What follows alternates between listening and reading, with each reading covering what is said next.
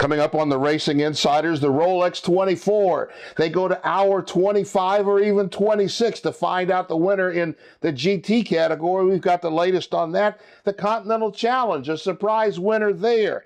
American Rally Championship is underway. Snow, bitter cold, irony, and the normal winner. And DTM, news from DTM, they get their former champion who went to F1, now he's back. We'll have that and more. The Racing Insiders is next.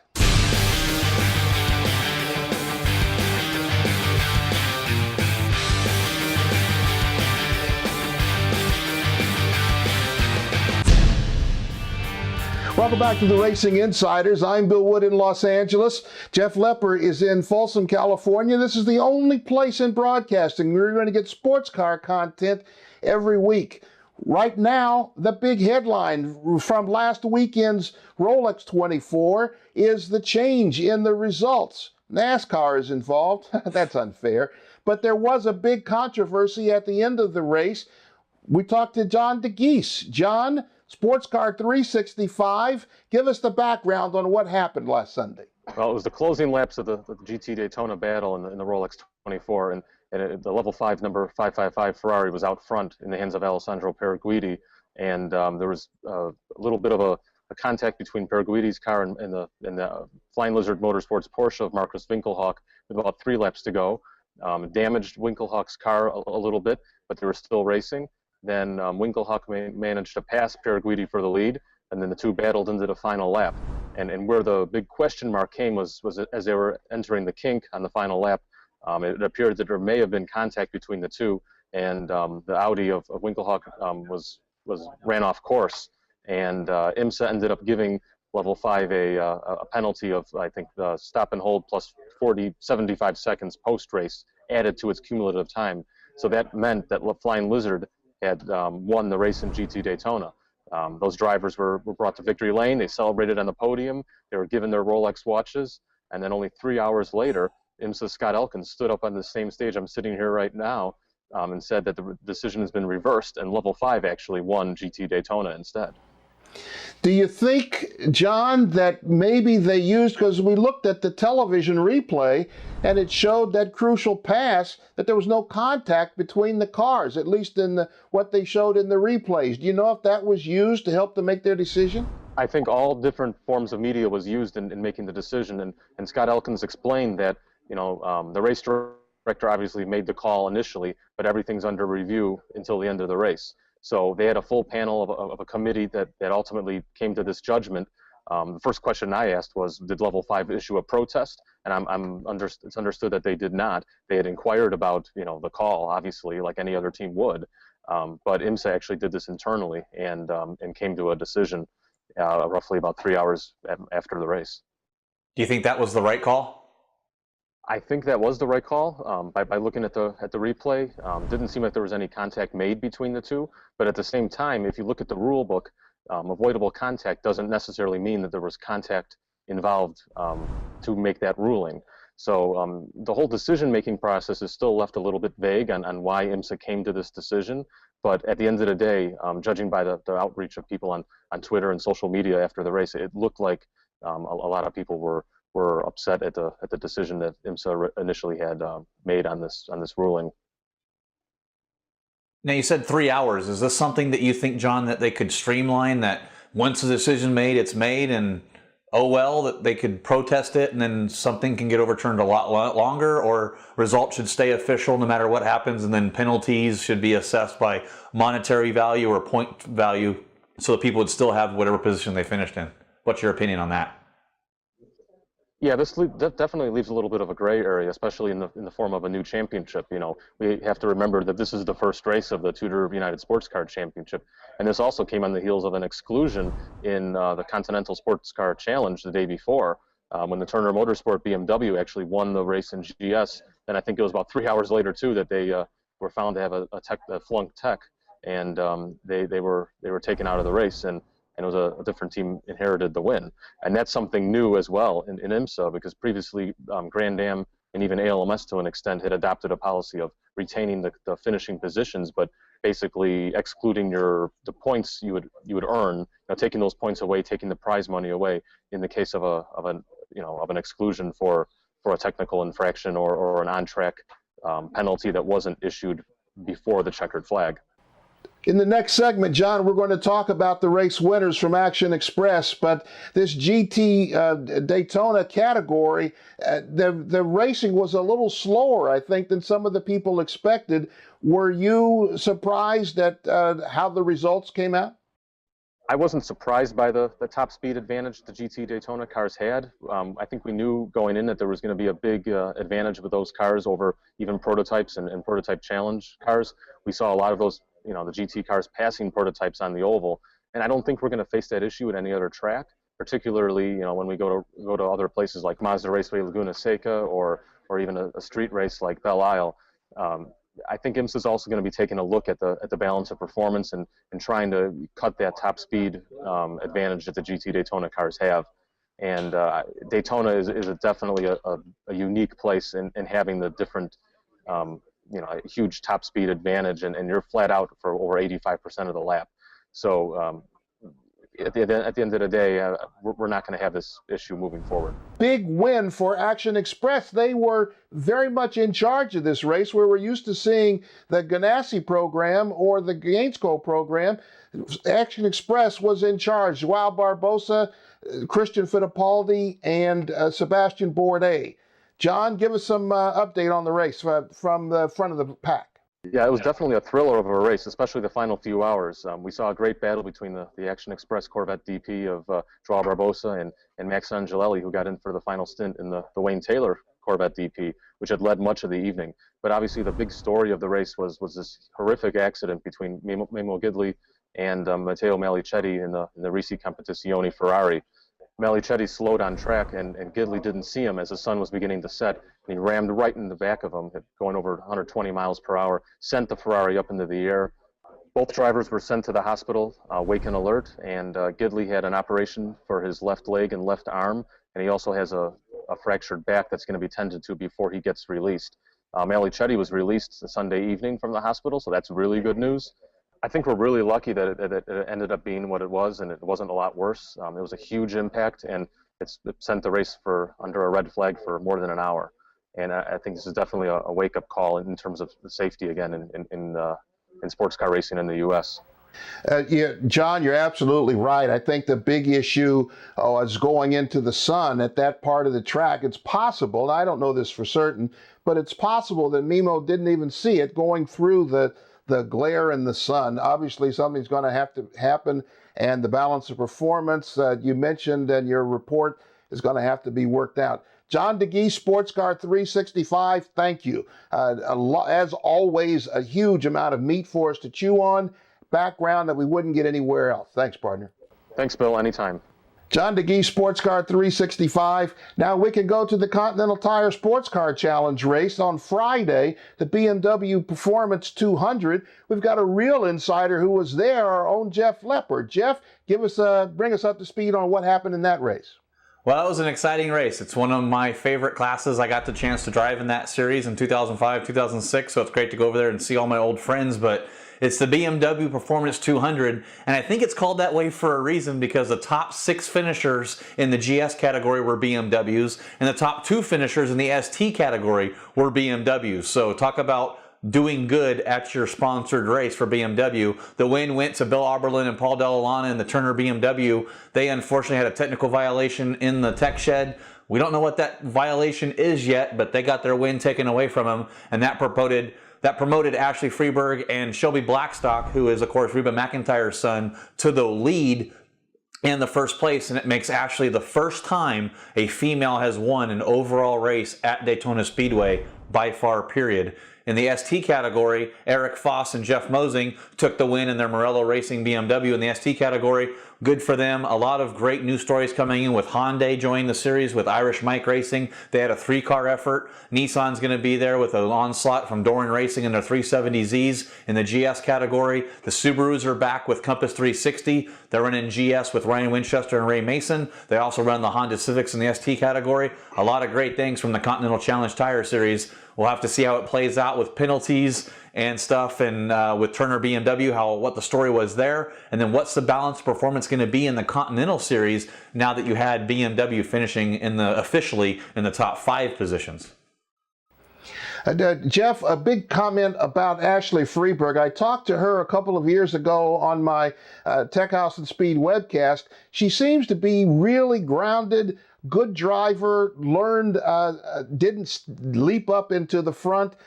She really is learning, and she's ready to be a race winner. Was this a fluke, or is she going to be someone to be reckoned with as the season goes along? No, I think she's going to be reckoned with. She has some great funding from some of the backers that she has, so that always helps. She's run Pirelli GT3 Cup with Effort Racing out of Texas. She's been around. She has a lot of seat time. That's the great thing that I can always say for people is get the seat time. And it seems like every single weekend I see her name somewhere in the results. If it's an SCCA club race or all the way up to a Continental race or a Pirelli GT3 Cup car, she's in the seat. She's the real deal. Watch out for her name now. Get an autograph now because you'll want it later on in life. And she'll probably win more than a race now and again. She's going to be someone to be reckoned with, a real driver and not just a woman driver, Ashley Freeberg. We've got more coming from the Rally America opening of the season in snowdrift, bitter cold, 8 inches of snow. We've got DTM news. There's a lot happening this week. The Racing Insiders. We'll be right back.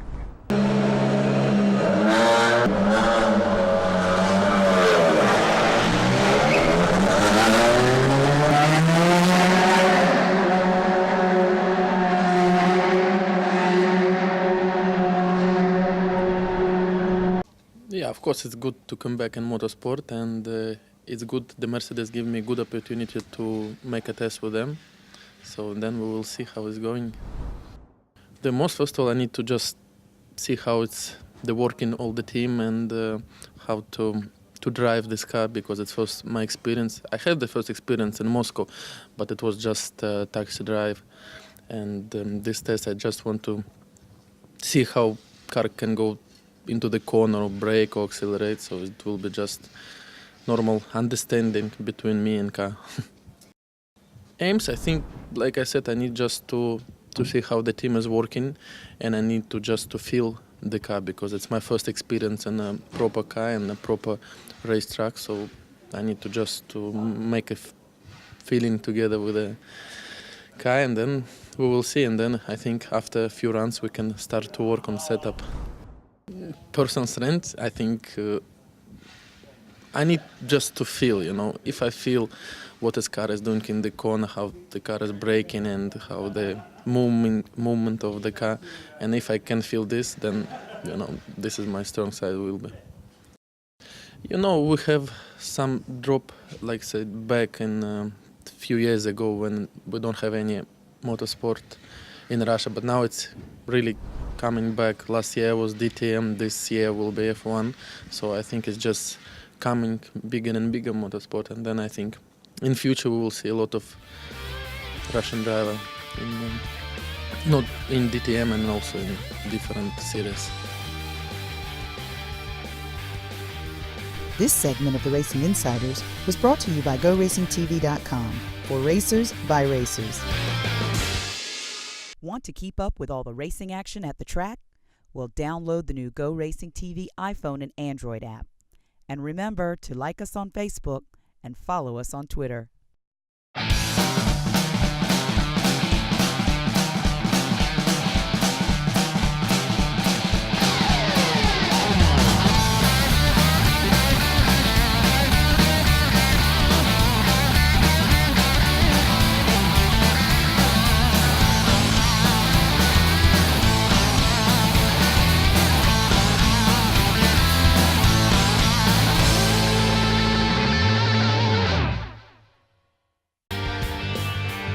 Welcome back to the Racing Insiders. I'm Bill Wood in Los Angeles. Jeff Lepper is in Folsom, California. Let's look at the Rally America Championship. It came off without a hitch if you don't include 8 inches of snow and -4-degree wind chill. A stunning event, but it's called Snowdrift. What else would you expect? The winner, David Higgins, 5-time champion. He won the last 10 stages of the event over Antoine Lestage, who was second. Third was Lachlan O'Sullivan and Scott Putnam. They were the 2012 Super Production champions. Jeff, you cannot believe how much snow and cold there was at that event. Well, I'll tell you what, yeah, looking at what you saw with the conditions there, 8 inches of snow. I mean, it was pretty much you had one tire choice, which was good for those teams, but not where I would want to be both driving and as a fan watching that. But there was people out there. It was really great to see. There was once on Friday when the hood came up on David Higgins' car, so he had not only snow, glare ice, but he couldn't see where he was going, and he still got to the end. And at the end of the stages on Friday, the first 9 of 20, he was only about 30 seconds behind Antoine. Antoine won the first stage on Saturday, and then David just took over the event. The big story, though, is in two-wheel drive, where the Scion factory team has hired a driver who's been on the sidelines for 4 years, Matthew Johnson. His co-driver is Jeremy Wimpy. Now, this is a story only because Jeremy was the co-driver for ACP, Andrew Comrie Picard, who is now with Ford at Team O'Neill Racing. The two of them are going to go head-to-head. They were neck and neck until ACP got stuck in a snowbank on Saturday, lost 35 minutes. He finished third in two-wheel drive. But the team that ACP built at Scion, he's going to be competing against now. That's pretty ugly. Yeah, I wonder what the pit lane is like at the service areas. You know, do they pit them next to each other just to create that drama for the fans that are walking through? Or is it one of those that they're still cordial with each other and everybody gets to go have a drink at the end? You could sell those tickets in the WWE. That would be great. Matthew's a shorter guy. Andrew's a taller guy. You could sell those tickets in the WWE. My money's on Rally ACP. America Championship, the first event, Snowdrift, won by David Higgins and Craig Drew at the Subaru Rally Team USA. Let's go to DTM. Paul di Resta, Formula One driver last year, 2010 DTM champion. He got knocked out of his Formula One drive at Force India when Sergio Perez got knocked out at McLaren. They rolled downhill, put di Resta back to the sidelines. Now di Resta is back with Mercedes. He tested the car already. It's very nice to be back. Obviously, after the F1 opportunity started to go, I think coming back to Mercedes-Benz and racing DTM is something very close to my heart and great experiences. Since the championship has moved on, I've always been enthusiastic and always kept in touch with it.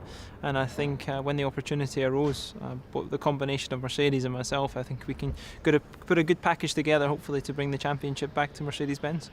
I think since I left as a champion, and when I signed the contract, I hope to come back as a champion. So DTM is something I know, and I think something that hopefully won't take too long to get back up to speed and be in a position to hopefully be at least on the podium at the first race and winning races and be a title contender. So a Formula One driver, a past champion in DTM, gets back in the car. That's pretty good. Mercedes needs some help because Audi last year and BMW, they've been sort of overwhelming Mercedes lately.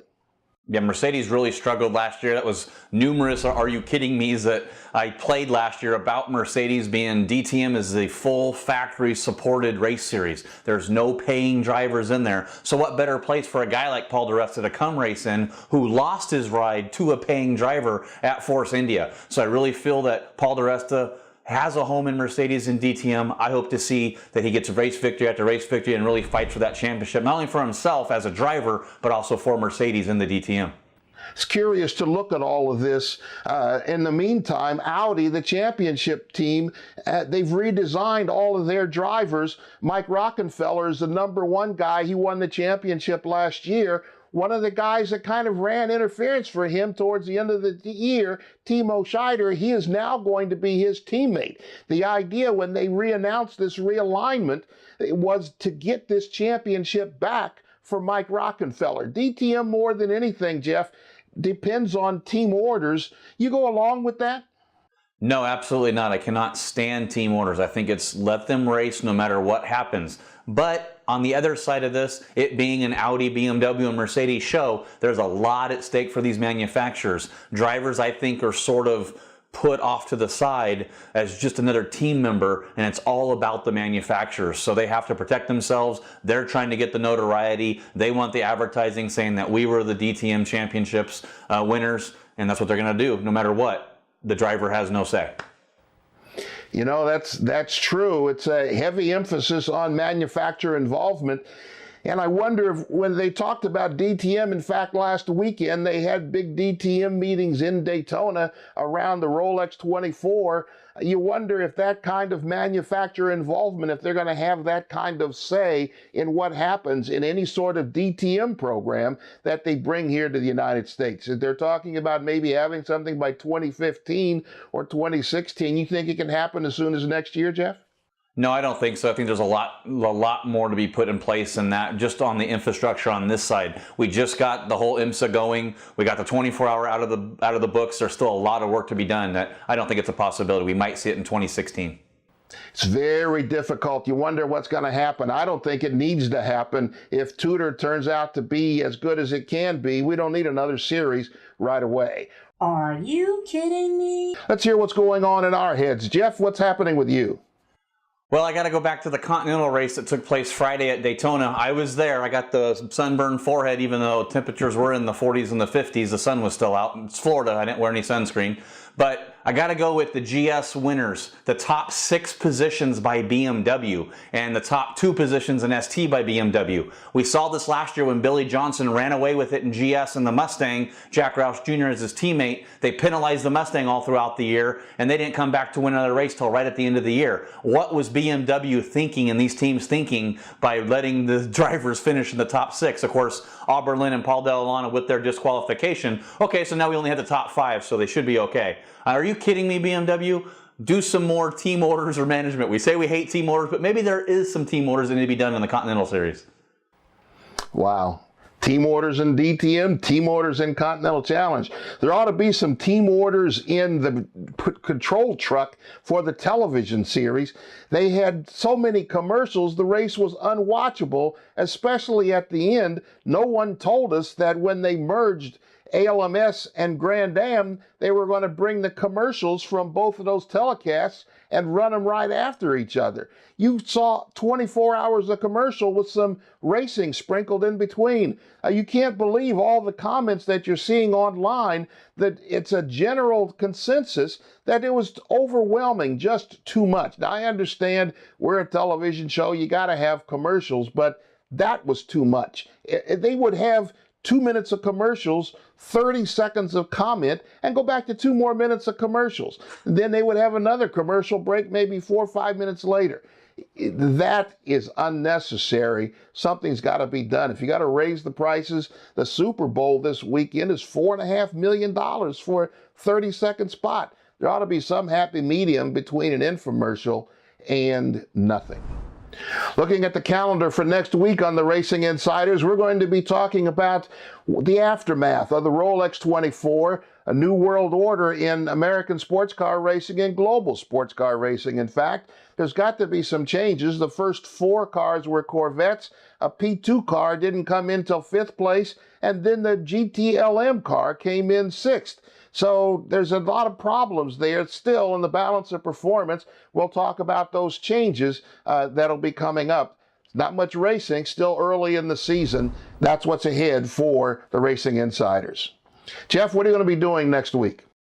I'm going to be relaxing. This is probably going to be one of the few weekends there's not much racing going on anywhere, so it's a good chance to kind of just take a breather, spend some time with some family, and get ready for the full onslaught of the racing season the weeks after. You're a lucky guy. Your wife understands about racing, so she's probably as big a fan as you are. She'd probably like to have you around the house, though. Myself, I'm going to be working as usual. If I'm awake, I'm working, but it will be cool to look at this balance of performance issue in Grand Am or in the IMSA Racing Series. The Tudor United Sports Car Championship is going to take a while to get used to saying that. It's going to be a while to get that balance of performance straightened away. They've got a little time now. I think it's like 6 weeks until the Sebring 12-hour. That's what's going on in racing this week in sports car racing. This is the Racing Insiders. For Jeff Lepper in Folsom, California, I'm Bill Wood in Los Angeles. We look forward to seeing you next week. Until then, take care of each other and respect each other. Have a great week.